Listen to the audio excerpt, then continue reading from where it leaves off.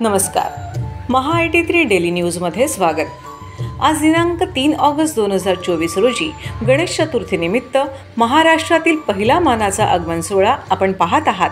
तो आहे कोल्हापूरचा राजा. रंकाळ वेश गोल सर्कल मित्रमंडळ यांच्या गणपती बाप्पाचे मुंबईतील चिंचपोकळी येथील मूर्तिकार संतोष कांबळी यांच्या कांबळी आर्ट्स यांच्या कारखान्यापासून ते कोल्हापूर येथे या बाप्पाचे आगमन सोहळा मोठ्या दिमाखात पार पडला. तर मुसळधार पावसात या गणरायाचा आगमन सोहळा झाला.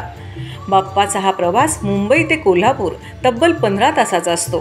तर प्रत्येक वर्षी हा गणपती बाप्पा हे मंडळबरोबर 4 वाजता त्यांच्या मंडळाच्या ठिकाणी विराजमान होते. यावेळी मंडळाचे कार्यकर्ते अध्यक्ष कुणाल पाटील, प्रमुख कार्यकर्ते सतीश नलगे, गणेश पाटील, रुपेश बागल, शैलेश टाकसाळकर उपस्थित होते. 1000हून अधिक बाटल्या रक्तदान होते. तर हे रक्तदान शिबिर तब्बल 11 दिवस सुरू असते.